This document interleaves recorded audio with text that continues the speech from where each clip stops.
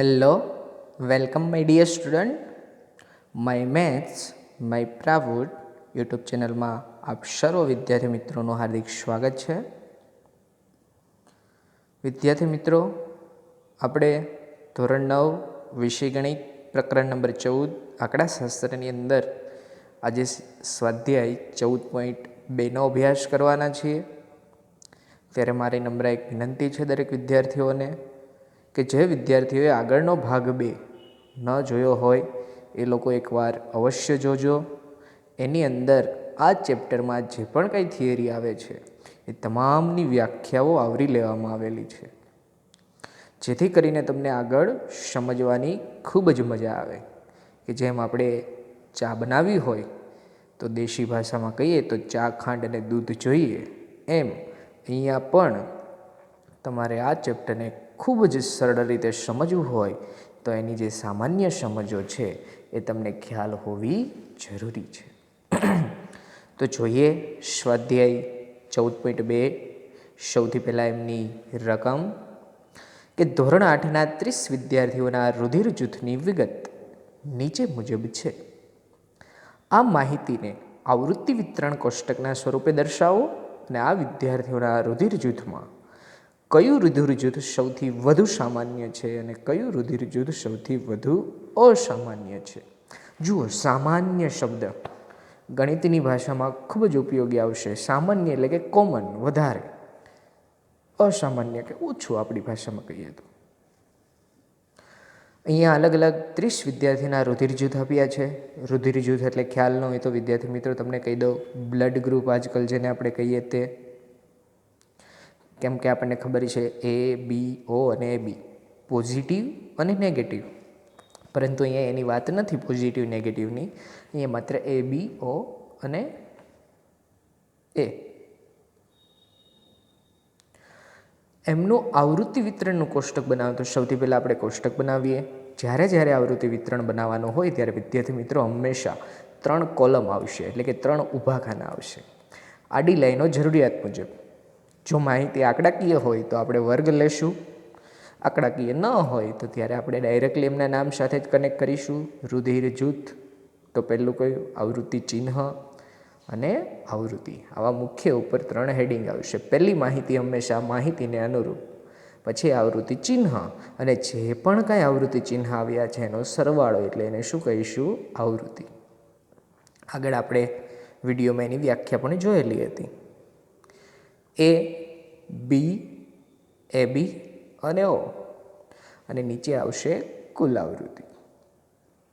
હવે એક પછી એક આપણે આવૃત્તિને લેતા જશું, એટલે કે એક પછી એક અવલોકનો જોશું અને ત્યાં આવૃત્તિ ચિહ્નના ખાનામાં એનું એક ચિહ્ન બનાવશું. તો સૌથી પહેલાં A, તો જોવાનું અહીંયા A કઈ જગ્યાએ છે? માત્ર A. તો કે અહીંયા ત્યાં આપણે એક ઊભી લાઈન બનાવશું. વ્યવસ્થિત ચિહ્ન. જ્યારે વિદ્યાર્થી મિત્રો તમે તમારી પ્રેક્ટિસ માટે અથવા તો એક્ઝામમાં ગણતરી કરો ત્યારે અહીંયા જે પણ કંઈ તમને અલગ અલગ આવૃત્તિઓ આપેલી છે તો ત્યાં છે તમે કોઈને કોઈ ચિહ્ન કરજો, જેથી કરીને તમને ખ્યાલ આવે કે આ વસ્તુ આવી ગઈ છે ને આ નથી આવી. તમારું આવૃત્તિ વિતરણનું કોષ્ટક ખોટું ન પડે જેને કારણે. બીના ખાનામાં એક લાઈન બનાવીએ. O, તો ઓના ખાનામાં એક લાઈન બનાવીશું. ફરી પાછો O છે તો યોગ્ય જગ્યા મૂકીને ફરી પાછી એવડી જ લાઈન. શક્ય બને તો જે લાઈનની હાઈટ છે અને 2 લાઈન વચ્ચેનું ડિસ્ટન્સ છે એ જાળવવાનું, જેથી કરીને એક સારા વિદ્યાર્થી તરીકે તમારી ઇમેજ ઉભરે. કેમ કે તમે લોકો, આપણે ઇંગ્લિશમાં કહેવત છે ને કે વી આર નોટ જેમ તેમ, વિથ ગુજરાતીઓ. હા, આપણી કહેવત પોતાની પ્રાઇવેટ. AB, તો એ બીના ખાનામાં. O, તો ફરી પાછી જે બીજી લાઈન હતી એની બાજુમાં યોગ્ય જગ્યા મૂકીને.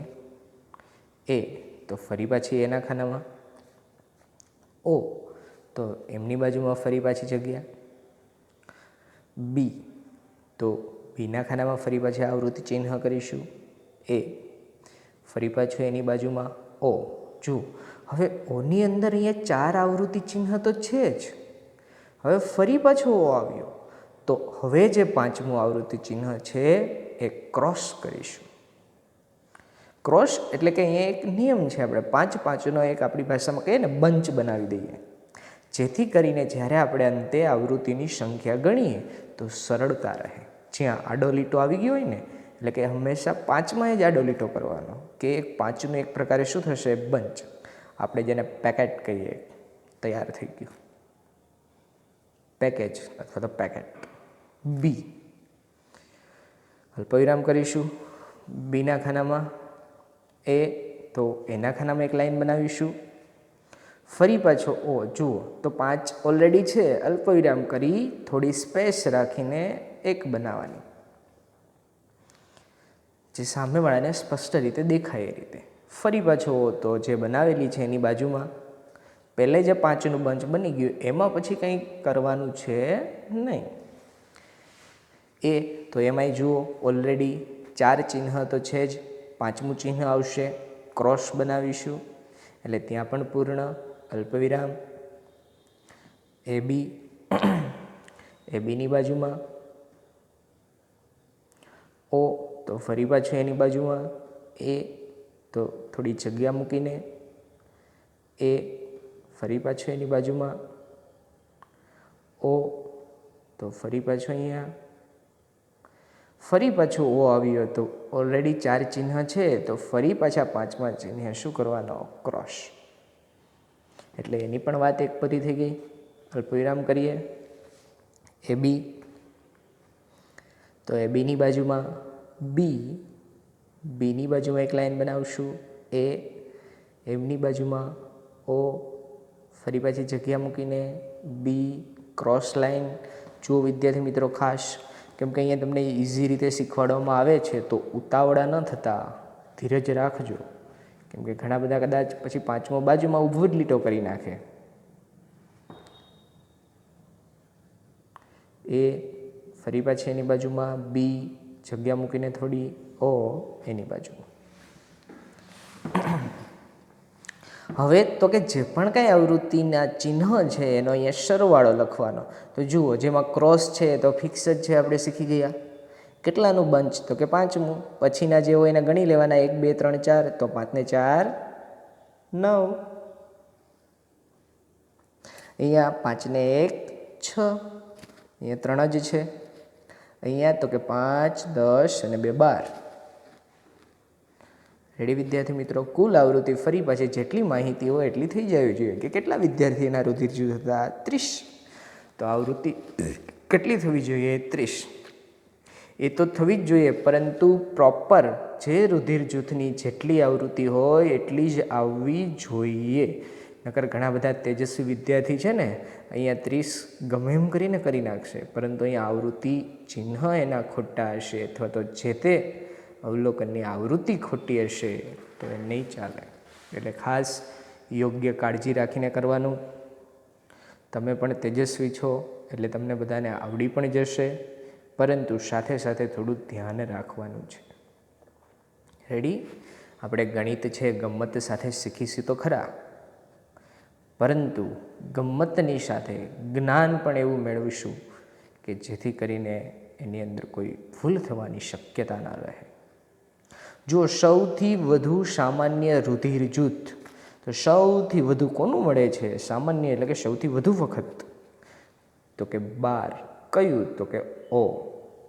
જ્યારે સૌથી વધુ અસામાન્ય ઓછું, તો કે 3 જ છે, એ બી. રેડી?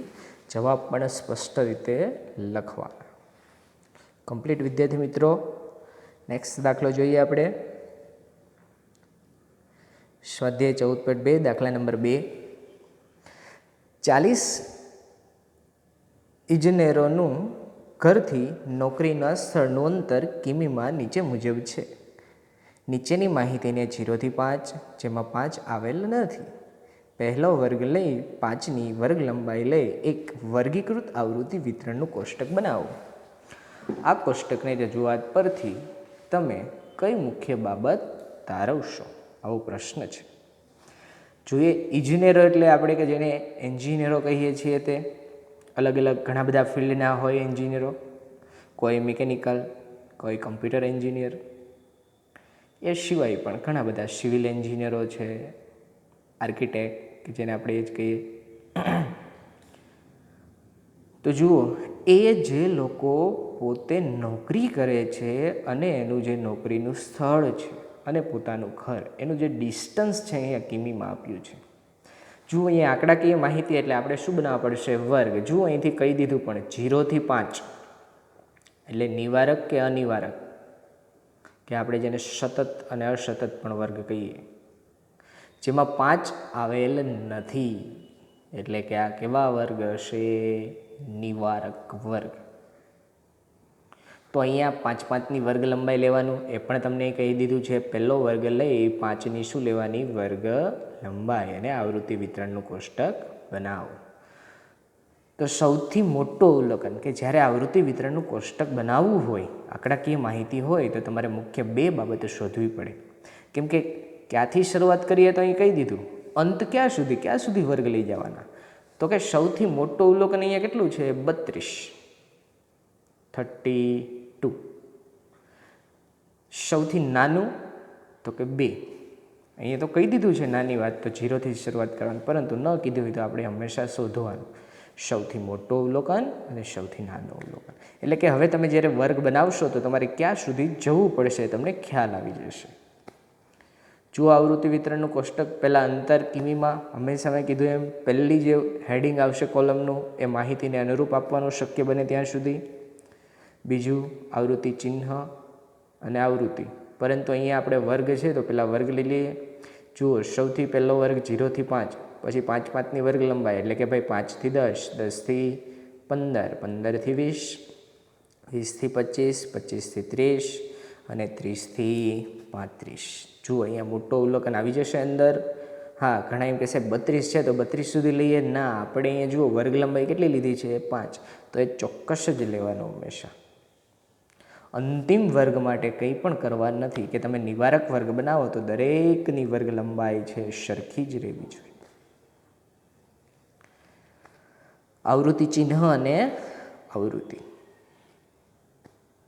જુઓ, સૌથી પહેલાં 5. જુઓ, 5 ખાસ કીધું છે કે જ્યારે નિવારક વર્ગ હોય વિદ્યાર્થી મિત્રો, ત્યારે એમની ઉર્ધ્વ સીમાનો સમાવેશ એની અંદર થતો નથી. કે 5નો સમાવેશ કેમાં થશે? 5 થી 10ના વર્ગમાં, નહીં કે 0 થી 5. તો 5 માટે છે ખાસ ભૂલ ન કરતા વિદ્યાર્થી મિત્રો. હજી એકવાર હું તમને સમજાવું છું કે જ્યારે જે તે વર્ગની ઉર્ધ્વ સીમા પછીના વર્ગની અધર સીમા બનતી હોય, એટલે કે નિવારક વર્ગ હોય સતત, તો ત્યારે છે હંમેશાને માટે એ વર્ગની ઉર્ધ્વ સીમાનો સમાવેશ જે તે વર્ગમાં ન થાય, પછીના વર્ગની અધર સીમામાં થાય. એટલે કે 5 છે કયા વર્ગમાં આવશે? 5 થી 10. 3 તો એમાં તો પ્રશ્ન જ નથી. 0 થી 5, 10. જ્યારે આ રીતના રાઉન્ડ ફિગર અને 5ના ગુણાંક આવશે ત્યારે આ પ્રશ્ન થશે. 10 છે 5 થી 10માં નહીં, પરંતુ કેમાં આવશે? 10 થી 15, 20, 20 થી 25, 25 તો 25 થી 30, 11 તો કે 10 થી 15, 13 તો કે એમાં જ, 7 તો કે 5 થી 10, 12 10 થી 15, 31 30 થી 35, 19 15 થી 20, 10. જુઓ, 5મી લાઈન આવશે અહીંયા. ભૂલથી અહીંયા કોઈ 5 થી 10માં ન જવા દેતા. કેમાં આવશે? 10 થી 15માં. ક્રોસ લાઈન બનાવશું, વિરામ. 12 10 થી 15, 17 15 થી 20, 18 એમાં જ, 11 10 થી 15માં બાજુમાં બનાવશું, 32 30 થી 35માં, 17 15 થી 20માં, 16 ફરી પાછું એમાં, પરંતુ કેવી લાઈન આવશે? ક્રોસ. 2 0 થી 5, 7 5 થી 10, 9 એમાં જ, 7 ક્રોસ લાઈન બનાવશું, 8 અલ્પવિરામ કરીને બાજુમાં લાઈન, 3 0 થી 5, 5 ખાસ ધ્યાનમાં રાખવાનું, 5 થી 10, 12 10 થી 15, 15 15 થી 20, ભૂલથી 10 થી 15માં ન જતા રહી, 18 ફરી પાછા એમાં જ, 3, 0 થી 5, 12, 10 થી 15, 14, ક્રોસ લાઈન કરીશું 2, ત્યાં પણ ક્રોસ લાઈન આવશે 0 થી 5માં,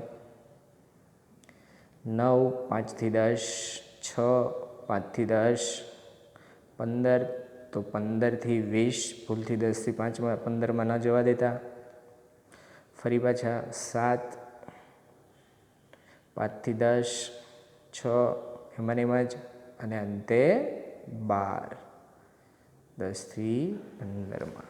હવે જુઓ આવૃત્તિઓ લખીએ કે સૌથી પહેલાં 0 થી 5ની આવૃત્તિ 5, અહીંયા 11 આવશે, ફરી પાછી 11, 5 ને 4 9, 1, 1 અને 2. કુલ આવૃત્તિ પૂછે તો ટોટલ કેટલી થશે? તો કે 40. ઘણી વખત એવું લાગે તો સરવાળો પણ કરી લેવાનો, જેથી કરીને વાંધો ન આવે. હવે તમને અહીંયા પ્રશ્ન પૂછ્યા હતા કે આપેલ માહિતી પરથી શું તમે તારણ કાઢી શકશો? જુઓ, જ્યારે પણ કોઈ પણ માહિતીનું તારણ કાઢવાનું હોય તો તારણ તમે બે રીતે કરી શકો, એક હાઈ અને લો. મિડલ પણ વિચારી શકો, પરંતુ જનરલી આપણે હાઈ અને લો ઉપર જશું. કે ભાઈ કોઈ પરીક્ષાનું રિઝલ્ટ, તો આપણે જનરલી એમાં શું જોઈએ? ટોપ અને ડાઉન.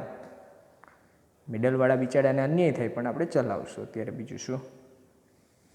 એને પણ ન્યાય મળે એવું કંઈક કરીશું, વિચારીશું. તારવણી કે ઘરથી નોકરીનું સ્થળ 0 થી 5 કિમી હોય તેવા ઇજનેરની સંખ્યા 5 છે. 0 થી 5 કિમી હોય એવા ઇજનેરની સંખ્યા કેટલી છે? 5. જ્યારે ઘરથી સૌથી વધુ અંતર હોય તેવા ઇજનેરની સંખ્યા 2 છે. 30 થી 35 વાળા વર્ગમાં આવે છે. જુઓ, અહીંયા ઘણાને એમ થશે સાહેબ 0 થી 5 એ બધાનું થોડું એટલું છે, એટલે જ આપણે કહીએ ચોક્કસ રેન્જ. અહીંયા ફિક્સ નહીં આવે કે આટલા વિદ્યાર્થીનું આટલું, પરંતુ એક રેન્જ આવશે કે ઘરથી સૌથી વધુ દૂર હોય ને આપેલી માહિતી પ્રમાણે, તો એવા 2 ઇજનેરો છે. કેટલા ઇજનેરો છે? 2. રેડી? નેક્સ્ટ દાખલા નંબર 3 ની રકમ કે 30 દિવસના એક મહિનામાં એક શહેરનો સાપેક્ષ ભેજ % નીચે પ્રમાણે આપેલો છે કે 2 વર્ગ 84 થી 86, 86 થી 88 વગેરે બને તે પ્રમાણે એક વર્ગીકૃત આવૃત્તિ વિતરણનું કોષ્ટક બનાવો. તમે કલ્પી શકો કે આ માહિતી કયા મહિનાની અથવા તો કઈ ઋતુની છે અને આ માહિતીનો વિસ્તાર શું છે. જો અહીંયા 3 પ્રશ્ન પૂછ્યા છે, એટલે પહેલો પ્રશ્ન તમારે વર્ગીકૃત માહિતી માટેના કોષ્ટક માટેનો છે. એ તમારે વર્ગ 2 કેવા લેવાના કે જેમાં 84 થી 86 આવતા હોય. પછી તો કે આ માહિતી કયા મહિનાની અથવા તો કઈ ઋતુની છે, અને આ માહિતીનો વિસ્તાર શોધો. તો વિસ્તાર માટે આપણને નાનો અવલોકન અને મોટો અવલોકન કામ લાગશે. તો સૌથી પહેલાં આપણે શોધીએ જવાબની અંદર સૌથી નાનું અવલોકન. તો સૌથી નાની માહિતી છે અહીંયા 84.9. વ્યવસ્થિત એકવાર જોઈ લેવાનું. અહીંયા જુઓ, નવડાની લાઈનમાં મહત્ત્વની લાઈન છે, તો આગળ આઠડો જોવાનો. આઠડા વળી તો કે અહીંયા 89. ના, અહીંયા કોઈ નથી. અહીંયા બધા નવડો. અહીંયા આઠડો જુઓ 84.9 પહેલાં કરતાં નાની છે. હવે આનાથી કંઈ નાની? તો કે ના. સેમ સૌથી મોટો અવલોકન, સૌથી મેક્સિમમ જોવાનું. જુઓ અહીંયા 98, આ 99.2. હવે 99 જોવાનું કે 99.2 થી મોટું છે? તો કે ના. હવે તો કે 84.9. તો જુઓ અહીંયા કીધું 2 વર્ગ કયા લેવાના? 84 થી 86 અને 86 થી 88 વગેરે બને તે પ્રમાણે. તો આપણે આવૃત્તિ વિતરણનું કોષ્ટક બનાવશું. સાપેક્ષ ભેજનું પ્રમાણ %માં, વર્ગ કીધું એમ 84 થી 86 વાળા, એટલે કે આવૃત્તિ ચિહ્ન અને આવૃત્તિ. 86 થી 88 જુઓ, વર્ગ લંબાઈ જોઈ લેવાની કેટલાની છે? 2 2ની. 88 થી 90, 90 થી 92, 92 થી 94, 94 થી 96, 96 થી 98. ક્યાં સુધી જવું પડશે? 98 થી 100, કેમ કે 99.2 છે ને. હવે એક પછી એક આવૃત્તિ કરતા જઈએ. 98.1. તો કયા વર્ગમાં? 98 થી 100. 98.6 એમાં જ આવશે. 99.2 એમાં જ આવશે. 90.3, 90 થી 92. જુઓ, નાની વર્ગ લંબાઈ હોય ને ત્યારે થોડું ખાસ ધ્યાન રાખવું. જેવી માહિતી આપેલી એવી જ રીતના કામ કરવાનું, બારીકાઈથી. નાનું છે તો આપણે ઝીણી વસ્તુ પણ જોશું. 95.3. 94થી 96માં 92.9, 92થી 94માં 96.3, 96થી 98માં 94.2, 94થી 96માં 95.2, એમાં જ આવશે. 89.2, 88થી 90માં 92.3, 92થી 94માં 97.1, 96થી 98માં 93.5, 92થી 94માં 92.7, 92થી 94માં જ આવશે. 95.1, 94થી 96, 97.2, 96થી 98, 93.3, 92થી 94માં, પરંતુ કેવી લાઈન આવશે? ક્રોસ. 95.2, એમાં પણ કેવી લાઈન આવશે? ક્રોસ. 97.1, 96થી 98, ફરી પાછું એમાં, પરંતુ કેવી લાઈન આવશે? ક્રોસ. 92. બાજુમાં લાઈન 84.9, 90.2, 90થી 92માં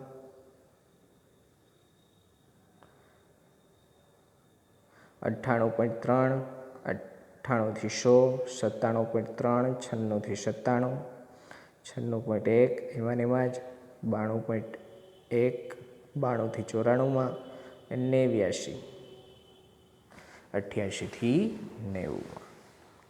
આવૃત્તિ લખીએ.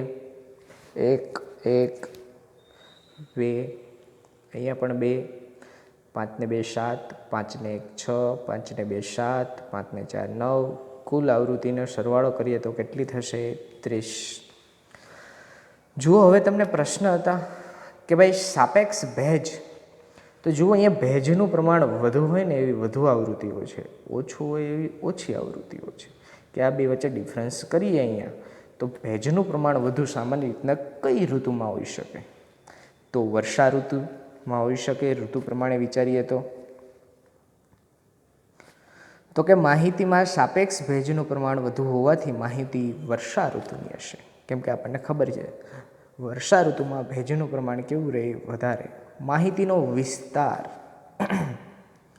તો કે માહિતીનો વિસ્તાર એટલે કે સૌથી મોટો અવલોકન માઇનસ નાનો અવલોકન, મોટો અવલોકન માઇનસ નાનો અવલોકન, મોટો અવલોકન 99.2, નાનું 84.9 ઇઝ ઇક્વલ ટુ 14.3. રેડી વિદ્યાર્થી મિત્રો? Thank you for watching my dear student.